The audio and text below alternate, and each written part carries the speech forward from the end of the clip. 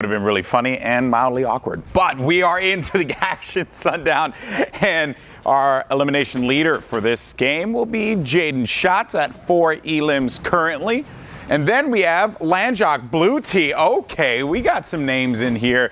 And as we had mentioned before, folks, if you're just joining us, this is the conclusion of NA East. Coming up after a break will be NA West. We're going to have some good games there. 2 players will qualify from that part of the region. NA East, 6 players qualify from this area here. For now, though, we're going to be checking out Landjock, and that player had the baller to be able to rotate out of there and get out. I know Landjock was hoping that that was a player ambitiously running out of their safe area, and he could have made them pay for that one. 3 eliminations so far for Complexity's Landjock. Yep, 3 elims so far indeed, but as Golden Boy was saying, 6 qualification spots up for grab on US East, as well as their portion of the $1 million prize pool. Don't forget, 10 weeks of open online qualifiers, all for your chance at a little bit of the 10 million. But Landjock trading back out right away, getting in a pretty tight wall fight here as we're trying to explain a little bit of what these guys are fighting for. As he pushes into the box, able to get the edit through, but then just disengages now. Dude, that whole fight was incredible. Jaden Schatz, unfortunately, he's going to take the brunt end of that one. Can Landjock survive? He manages to live through that one. Giraffe was not enough for Landjock. That whole fight was incredible because the entire time he knew that he had to overtake the wall on the left side. He had to take that wall. If he didn't, then his opposition would have been able to try and edit into that and get the elimination onto Landjock. But now it seems like Landjock's having to deal with the entire server here, Sundown. Because he is on the backside of it, but also additionally inside of that fight, he did such a great job when he didn't own that wall to fight around the cone, stay crouched, not give anybody an option to peek, and a great shot coming out from Twist, but he thought he was going to commit to that elim, instead just getting the body shot with the heavy and it not being enough to tick that player over. That's a rough one, but I think Twiz is happy with the fact that for right now, sailing in the sky with no worries. Look at the players: Enzo, Blind, Bizzle, Dubs, that one guy, that is his name, Hogman, Colin Frags, Landjock, Joseph, Hysteria, Av from Merkin. There are so many great players here. My boy Flossin, let's go. I'm so happy for him. Also but yes, Goosh and Frat recently being signed by FlyQuest there, and we have 26 players remaining. If you check that top right-hand corner, exactly. So many great players in this lobby, all of them challenging. They want one of those 6 qualifying spots up for grabs on US East. We've already qualified 11 players. We'll have 2 more after this on NA West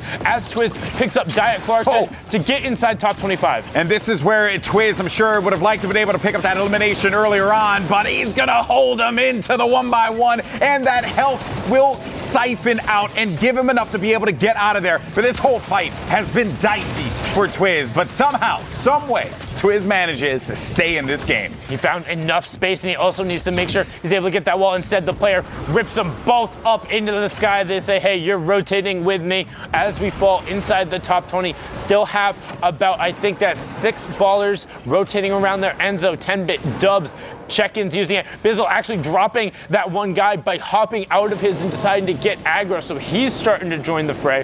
Hogman now going for that high ground is where he generally likes to operate, instead opting for the tarp underneath. And a great pickup onto Ro at DW, somebody who we have highlighted before, a very much so kind of an early game player who's generally known more for that, so nice to see him here in the end game as we get to the next placement threshold. 15 is what we're looking for, 16 players in the lobby. Still a lot of great players left in the server. Hogman on the high ground position. There's Bizzle, who's playing his back against the storm. Twiz, who picked up nasty eliminations earlier on, still going to be in this one. Punished a player inside of the baller. Bizzle is going to remove him. Flossin in the action feed was taken out by Goosh. 2 good players going toe-to-toe against one another. That's what you got to expect at this point in time in the qualifications for the Fortnite World Cup final in New York City. It's all on the line. You're going to have the talent in here, the names, everyone that you would expect to see in a top-tier competitive Fortnite environment. They're here and they're bringing their A game, folks. But we also have some new faces as well, and that's always a plus. But right here, though, this is a stacked lobby. Stacked indeed. Honestly, might be an understatement as now we're inside the top 15, so everyone getting at least the 5 placement points, plus whatever eliminations they can rack up. Bizzle looking for more, finds it right away. Colin frags the Envy youngster going down there. Bizzle punishing him. Twiz also picking up Hysteria, but you have Dubs, somebody who is super high up on that leaderboard, now in control of Ultimate High and pressuring down towards Hogman. We have Bizzle in the top right, Enzo in the bottom right, the Dynamite also occupying the bush, and Dynamite going down towards the low ground. Say hello. There's only going to be one baller left, and that will be courtesy of Blind, but Blind's going to get knocked out of that one. Hogman is going into a fight with Dubs up above, and then you have Bizzle and Enzo on the right side of your screen. And this fight up above is insane, but I do want everyone to focus their attention on what's going on over here on the right side, because Enzo's at that ultimate low ground. Bizzle, he's looking for the opportunity, finds a player in front of him. Is he going to be able to come out on top with this fight here? He does have that blue pump. One shot, that could be all the difference maker. That could be all he needs. He's going to edit this one out. He owns a lot of the real estate that's going to be around here, and is going to go outside of the storm to try and engage on this, and it's going to work out for him as he takes out that player.